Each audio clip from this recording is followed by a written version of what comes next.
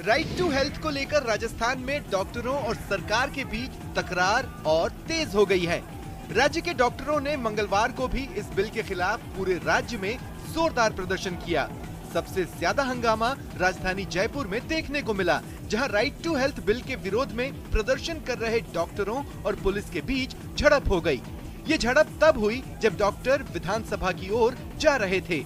झड़प के बाद डॉक्टरों को रोकने के लिए पुलिस ने वाटर कैनन का इस्तेमाल किया और प्रदर्शनकारियों को तितर बितर करने की कोशिश की। एक दिन पहले भी डॉक्टरों पर लाठीचार्ज हुआ था। इसके विरोध में डॉक्टरों ने काम बंद कर दिया है। इससे पहले बिल के खिलाफ डॉक्टरों ने रात भर जयपुर के स्टैच्यू सर्कल पर धरना दिया। डॉक्टरों के कार्य बहिष्कार से प्राइवेट हॉस्पिटल में ओपीडी प्रभावित होने के साथ साथ सरकारी हॉस्पिटल में भी मरीजों का इलाज प्रभावित हो रहा है। जयपुर के अलावा बीकानेर, उदयपुर, कोटा और अन्य जिलों से भी रेसिडेंट डॉक्टर्स की यूनियन ने इस बिल के विरोध में हो रहे प्रदर्शन को अपना समर्थन दिया है। पिछले 3 दिनों से पूरे प्रदेश में मौसम बदला हुआ है। पहले जहां बारिश और ओलावृष्टि का दौर देखने को मिला था, तो वहीं मंगलवार को कई जिलों में कोहरा छाया रहा, जिससे मार्च के महीने में दिसंबर जनवरी का एहसास होने लगा। दौसा भी कोहरे की आगोश में नजर आया, जहां कोहरे के कारण रेल और सड़क यातायात प्रभावित रहा। नेशनल हाईवेज पर गाड़ियों की रफ्तार धीमी नजर आई, जबकि कई ट्रेनों का परिचालन भी प्रभावित हुआ। इधर करौली में भी घना कोहरा देखने को मिला। कई जगहों पर तो विजिबिलिटी 100 मीटर के नीचे रही। ग्रामीण इलाके में तो कोहरा इतना घना था कि वाहन चालकों के साथ साथ पैदल राहगीरों को भी परेशानी का सामना करना पड़ा। हालांकि करीब 9 बजे तक कोहरा पूरी तरह से साफ हो गया। पिछले दिनों की बेमौसम बारिश और कोहरे के कारण तापमान में काफी गिरावट भी आई है। देश के अधिकतर हिस्सों में जहां बेमौसम बारिश की मार देखने को मिल रही है, तो वहीं पहाड़ियों पर बर्फबारी हो रही है। हिमाचल प्रदेश के भी कई इलाकों में ताजा बर्फबारी से तापमान में भारी गिरावट दर्ज की गई है। प्रदेश के लाहौल स्पीति में पिछले 4 दिनों से ऊंची चोटियों पर रुक कर बर्फबारी हो रही है। हालांकि निचले इलाकों में न बारिश हो रही है और न ही बर्फबारी हो रही है, लेकिन मार्च महीने के अंतिम पड़ाव में भी दिसंबर जनवरी का एहसास जरूर हो रहा है। लगातार खराब मौसम और ऊंचाई वाले इलाकों में बर्फबारी से तिंदी किल्लाड़ सड़क मार्ग में हिमस्खलन भी हुआ है, जिससे वाहनों की आवाजाही बंद है। उधर पीडब्ल्यूडी ने लाहौल मंडल के अंतर्गत आने वाले बुकचा, रंगचा और कुकसर संपर्क सड़क मार्ग से बर्फ हटाने का काम युद्ध स्तर पर शुरू कर दिया है। हालांकि इलाके में 4-5 दिनों से चल रही बर्फबारी और ठंड से काम पर विपरीत असर पड़ा है। मौसम विज्ञान केंद्र ने आगे भी मौसम खराब रहने और बर्फबारी बारिश की आशंका जताई है।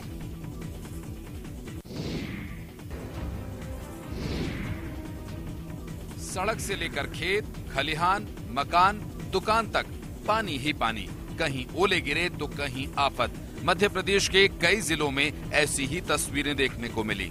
जिले भले ही अलग अलग हैं, लेकिन समस्या सभी जगहों पर एक जैसी है। टीकमगढ़ के बलदेवगढ़ ब्लॉक के 1 दर्जन गांव में बीती रात तेज हवा और बारिश के साथ ओलावृष्टि हुई, जिससे कई किसानों की फसल बर्बाद हो गई। जबलपुर में आधी रात को जमकर बारिश हुई और इस बारिश ने जहां मौसम का मिजाज बदला, वहीं किसानों की चिंता बढ़ा दी। बारिश की ऐसी मार पड़ी कि फसल खेत में ही तबाह हो गई। गेहूं, चना, सरसों को सबसे ज्यादा नुकसान हुआ। संतरा, लहसुन, धनिया, मसूर, इसबगोल, अलसी की फसल भी प्रभावित हुई है। कई जिलों के लाखों किसान की फसलें प्रभावित हुई हैं। इधर सीएम शिवराज सिंह चौहान ने 25 मार्च तक फसल के नुकसान के सर्वे का काम पूरा किए जाने के आदेश दिए हैं।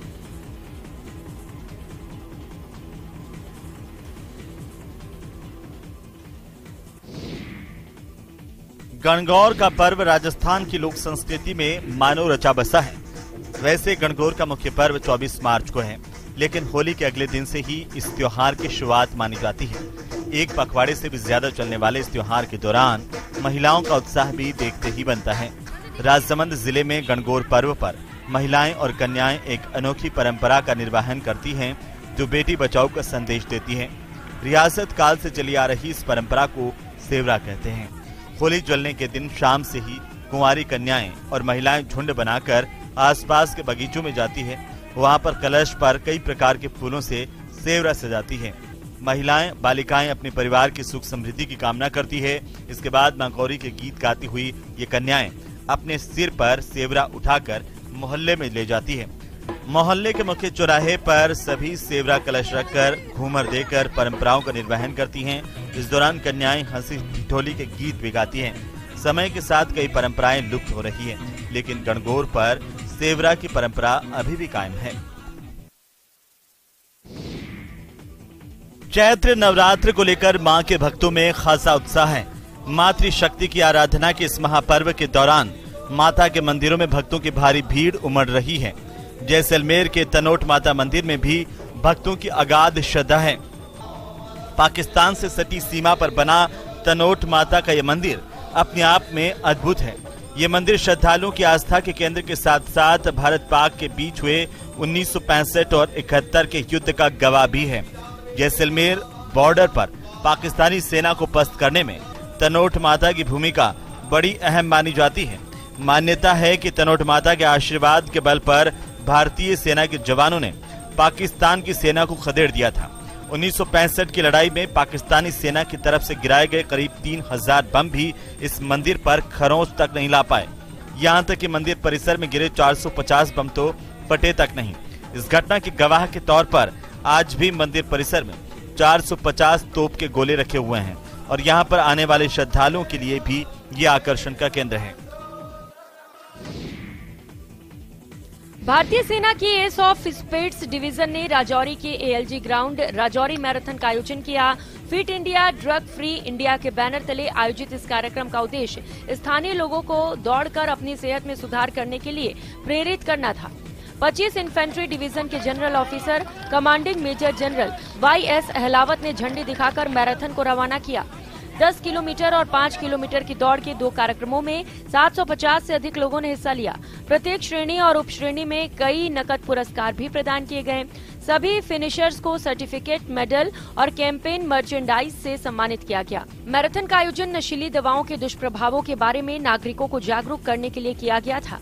इस आयोजन का आदर्श वाक्य था, जीवन चुने ड्रग्स नहीं।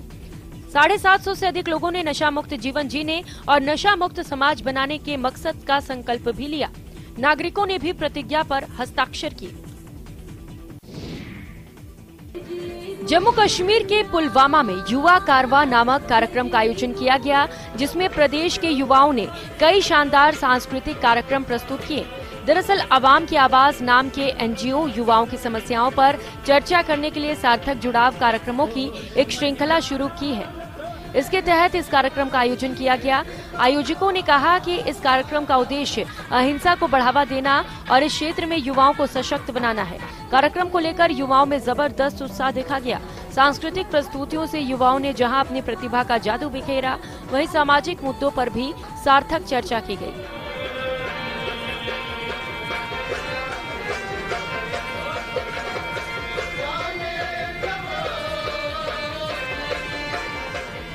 इस आयोजन ने युवाओं को बेहतर भविष्य के लिए अपनी चिंताओं और विचारों को आवाज देने के लिए एक मंच प्रदान किया। 30 मार्च गुरुवार को पड़ रहे श्री राम नवमी को लेकर श्री राम लला की नगरी अयोध्या में खासा उत्साह है। दरअसल माना जा रहा है कि अस्थायी मंदिर में रामलला का ये अंतिम जन्मोत्सव है। वहीं श्री राम नवमी पर अपने जन्मोत्सव के मौके पर रामलला इस बार पीला वस्त्र धारण करेंगे। श्री राम जन्मभूमि परिसर में विराजमान रामलला के वस्त्र का रंग दिन के अनुसार बदलता रहता है। वो रविवार को गुलाबी, सोमवार को सफेद, मंगलवार को लाल, बुधवार को हरा, गुरुवार को पीला और शुक्रवार को क्रीम और इसके साथ ही शनिवार को नीला वस्त्र धारण करते हैं। इस बार की रामनवमी 30 मार्च को है, जिस दिन गुरुवार है। इस दिन रामलला को पीले वस्त्र पहनाए जाते हैं। लिहाजा इस खास दिन के लिए रामलला की खास पोशाक बनकर तैयार हो चुकी है। पुश्तों से रामलला की पोशाक सिल रहे भगवत प्रसाद ने ही पीले रंग की एक खास गोटे लगी पोशाक तैयार की है। रामलला की पोशाक सिलने वाले भगवत प्रसाद ने बताया कि जब हम पोशाक सिलते हैं तो हमारे मन में एक आस्था होती है कि हमारे रामलला अच्छे से अच्छे और सुंदर पोशाक पहनेंगे तो और भी सुंदर लगेंगे। रामलला की पोशाक सिलते समय हमको रामलला ही दिखाई देते हैं। बता दें कि भगवत प्रसाद पहाड़ी पिछले 50 साल से रामलला की पोशाक सिल रहे हैं। बाड़मेर में आयोजित थार महोत्सव कार्यक्रम के आखिरी दिन तिलवाड़ा पशु मेले में घुड़दौड़ प्रतियोगिता का आयोजन किया गया। प्रतियोगिता में जोधपुर राज परिवार के मुखिया गज सिंह, जिला कलेक्टर लूकबंधु, जसौल रावल किशन सिंह सहित प्रशासनिक अधिकारियों ने शिरकत की। इस प्रतियोगिता को देखने के लिए हजारों की संख्या में बाड़मेर जिले भर सहित कई जगहों से लोग पहुंचे। इस प्रतियोगिता में 27 घुड़सवारों ने भाग लिया। 2 श्रेणियों में हुई इस प्रतियोगिता की रेवाल चाल में बाड़मेर निवासी रूप सिंह खारा के घोड़ेबाज ने प्रथम स्थान हासिल किया, जिसे नगद पुरस्कार देकर सम्मानित किया गया। वहीं जीत के बाद रूप सिंह खारा ने कहा कि पिछले 3 साल से लगातार उनका घोड़ा बाज जीत रहा है। उन्होंने बताया कि बाज के रखरखाव के लिए खासी मेहनत करनी पड़ती है।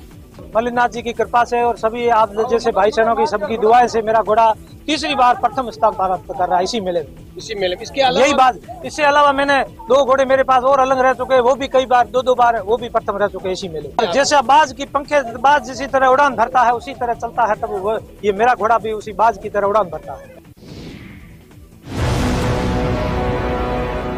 गुमला के चैनपुर के लोगों का चैन गजराज ने छीन लिया है।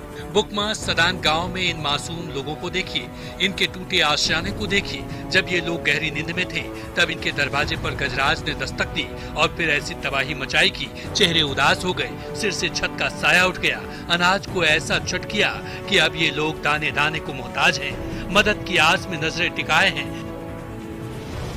हाथी ने सुमित्रा नगेसिया और सीताराम नगेसिया के कच्चे मकान को निशाना बनाया। ये पहली बार नहीं जब गजराज के आतंक से इनका सामना हुआ है, बल्कि इससे पहले भी हाथियों ने यहाँ तबाही मचाई है। इस बात की जानकारी वन विभाग को भी है, लेकिन आज तक इन लोगों को न तो गजराज के कहर से मुक्ति मिली और न ही आर्थिक मदद। घटना से ग्रामीण काफी भयभीत हैं। हाथी को दूर रखने के लिए वन विभाग से पटाखे फोड़ने और टॉर्च की मांग कर रहे हैं। डर के मारे ग्रामीण गाँव की सीमा पर पहरा दे रहे हैं।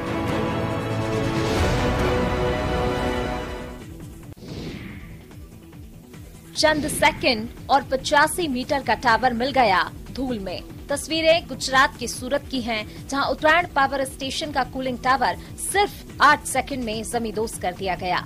टावर गिरने के साथ ही आसपास के पूरे इलाके में धूल का गुबार छा गया। आसपास के क्षेत्र में बनी सोसाइटी के लोगों को कूलिंग टावर तोड़े जाने की सूचना पहले ही दे दी गई थी। लोगों को अपने घरों के दरवाजे खिड़की बंद रखने के निर्देश दिए गए थे, ताकि टावर ध्वस्त होने के बाद धूल घरों में न भर सके। बता दें कि उत्तरायण पावर स्टेशन में कुल 375 और 135 मेगावाट के 2 प्लांट चल रहे हैं, जिसमें 135 मेगावाट का प्लांट पुराना है। 1993 में राज्य सरकार ने 85 मीटर ऊंचे और 70 मीटर चौड़े 2 कूलिंग टावर का निर्माण किया था। 2017 में दोनों टावरों को स्क्रैप घोषित कर डिमोलिशन का निर्णय लिया गया। कंट्रोल ब्लास्टिंग सिस्टम से डिमोलिशन के लिए निजी कंपनी को ठेका दिया गया था। 1 सप्ताह से इसकी तैयारी चल रही थी।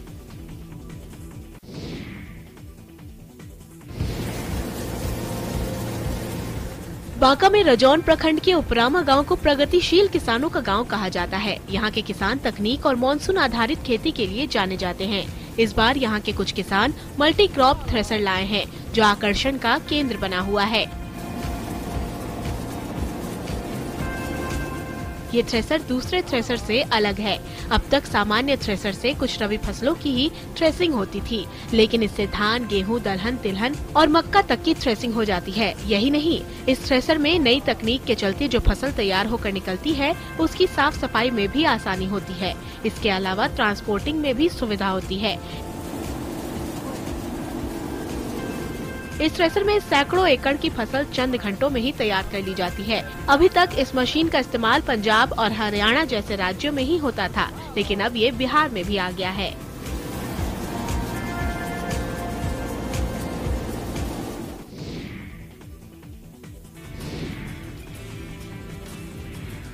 राजस्थान देश का सबसे कम हरियाली वाला राज्य।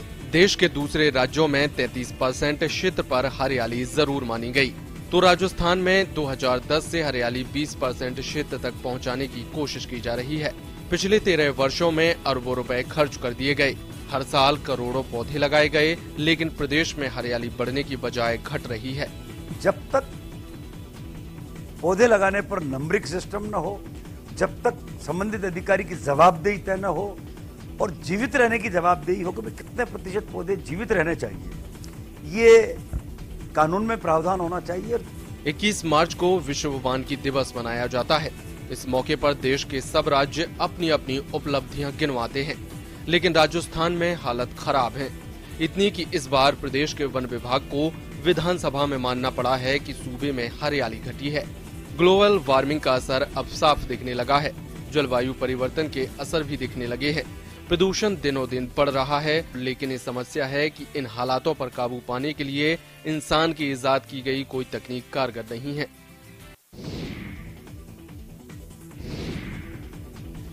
श्री राम जन्मभूमि अयोध्या में रामलला के भव्य निर्माण का इंतजार अब जल्द ही खत्म होने वाला है। जिस तेजी से मंदिर का निर्माण हो रहा है, उसके बाद राम मंदिर ट्रस्ट ने काशी कॉरिडोर की तरह दिसंबर 2023 में ही रामलला के अपने मूल गर्भगृह में विराजमान करने के संकेत दिए हैं। मंदिर के भूतल का निर्माण कार्य अंतिम चरण की ओर है। साथ ही गर्भगृह और उसके चारों तरफ परिक्रमा पथ की दीवारों को भी खड़ा किया जा चुका है। मंदिर के भूतल पर 5 मंडप बनाए जा रहे हैं। इसके लिए 166 खंभे लगाए गए हैं। सिंहद्वार के साथ मंदिर के तल पर आने के लिए 32 सीढ़ियां बनाई गई हैं। अगले 15 दिन में मंदिर की छत को बनाए जाने का काम भी शुरू कर दिया जाएगा। करीब 30 फीट दूर ग्रह मंडप से श्रद्धालु भगवान रामलला का दर्शन कर सकेंगे। रामलला के गर्भगृह का निर्माण उच्च कोटि के मार्बल से किया जा रहा है। भगवान रामलला का मंदिर अष्टकोणीय होगा, जो नागर शैली का उत्तर भारत का सर्वश्रेष्ठ मंदिर होगा। आखिरी इच्छा पूरी हुई तो न सिर्फ चेहरे पर मुस्कान छा गई, बल्कि खुशी से आंखों से आंसू भी झलक पड़े। दरअसल गुजरात की रहने वाली 85 वर्षीय रजिया बहन पिछले कई सालों से व्हीलचेयर और स्ट्रेचर पर हैं। उनकी आखिरी इच्छा थी कि वो एक बार ताजमहल का दीदार करें। उनकी इस इच्छा को पूरा करने के लिए उनके बेटे और बहू उन्हें आगरा लेकर पहुंचे, लेकिन ताजमहल के प्रवेश द्वार पर ही सुरक्षा जांच के दौरान CISF की ओर से उन्हें रोक दिया गया, बल्कि लौटा दिया गया, जिससे बुजुर्ग रजिया निराश हो गयीं। तभी आर्कियोलॉजिकल सर्वे ऑफ इंडिया के अधिकारी ने नेक पहल की। उन्होंने 85 वर्षीय बुजुर्ग महिला की आखिरी हसरत पूरी करते हुए उन्हें न सिर्फ ताजमहल का दीदार कराया, बल्कि ताज की छांव में उनका फोटो सेशन भी कराया गया। ASI अधिकारी की इस पहल से बुजुर्ग महिला के होठों पर हंसी दौड़ गई।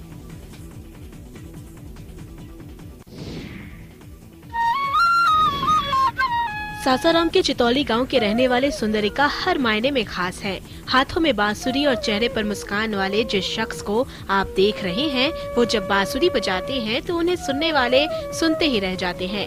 खास बात ये है कि ये होठ से बांसुरी बजाने के साथ ही नाक से भी तरह तरह के धुन निकाल लेते हैं। सुंदरिका बताते हैं कि बचपन से ही उन्हें बांसुरी बजाने का शौक था और उम्र के इस पड़ाव पर तो ये उनकी आदत में शुमार हो चुका है। ये किसी भी गीत को अपनी बांसुरी की धुन से निकाल लेते हैं। सुंदरिका गरीब परिवार से ताल्लुक रखते हैं, लिहाजा परिवार चलाने के लिए वे मजदूरी का काम करते हैं। हालांकि अपनी गरीबी को वो अपनी शौक के तले दबने नहीं दिए। सुंदरिका कहते हैं कि जीवन है तो संघर्ष रहेगा ही।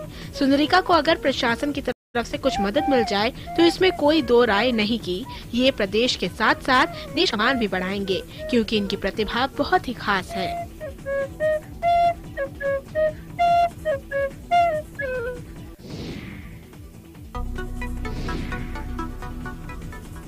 गुड़िया की मटकती आंखें, साज और श्रृंगार, शादी का जोड़ा, महफिल सजी है, गांव वाले शिरकत करने आए हैं। शादी के गीत बज रहे हैं और महफिल में लग रहे हैं ठुमके। गुड्डे गुड़ियों का खेल सबने बचपन में तो खेला ही होगा, लेकिन सूरजपुर के रामपुर गांव में ये खेल आज भी जारी है। जी हाँ, यहाँ ये रिवाज है। पिछले 3 सालों से यहाँ गुड्डा गुड़िया की शादी धूमधाम से कराई जाती है। इसमें पूरा गांव शरीक होने के लिए आता है। ग्रामीण कहते हैं कि यहाँ इंसानों और गुड्डे गुड़िया की शादी में कोई फर्क नहीं है। फर्क बस इतना है कि यहाँ दूल्हा गुड्डा होता है और दुल्हन गुड़िया। रस्मों में होने वाले खर्च के लिए गाँव वाले चंदा इकट्ठा करते हैं और फिर इसे निभाते हैं। ये अनोखी शादी गाँव वालों के लिए किसी त्योहार से कम नहीं, बच्चों की खुशी तो देखते बनती है। पूरे गाँव के लोग गुड्डा और गुड़िया की शादी कराते हैं और उसे आशीर्वाद देते हैं।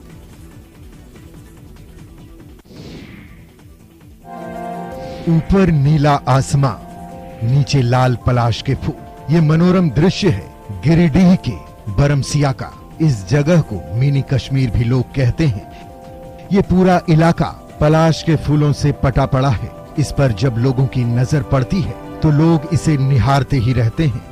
पलाश के फूलों को समृद्धि, शांति, खुशहाली और पैसे से जोड़कर देखा जाता है।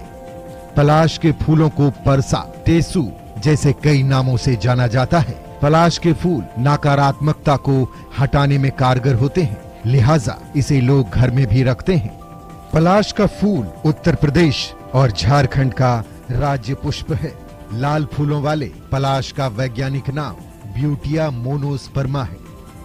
इस फूल को देखने से आंखों को सुकून मिलता है।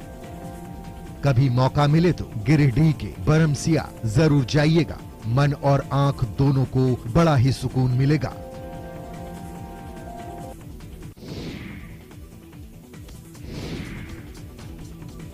छत्तीसगढ़ के कवर्धा में आयोजित 2 दिवसीय भोरम देव महोत्सव का समापन हो गया है।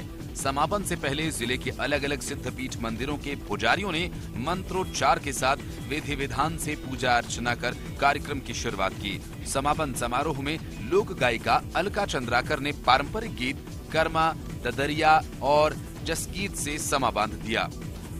स्थानीय कलाकारों और स्कूली बच्चों ने मनमोहक प्रस्तुतियां दी। देश की कई ख्याति प्राप्त कलाकारों ने अपनी प्रस्तुतियां दी। सारेगामापा के विजेता बॉलीवुड के मशहूर कलाकार इशिता विश्वकर्मा ने अपने अंदाज में कई नए और पुराने फिल्मी गीत गाकर दर्शकों का दिल जीत लिया। वहीं लोक गायिका अलका चंद्राकर ने पूरा भोरम देव महोत्सव का माहौल ही बदल दिया। अलका चंद्राकर ने छत्तीसगढ़ के पारंपरिक गीत कर्मा, ददरिया और जसगीत से समा बांध दिया। गीतों पर दर्शक अपने आप को रोक नहीं पाए और सीट से उठकर झूमते नजर आए।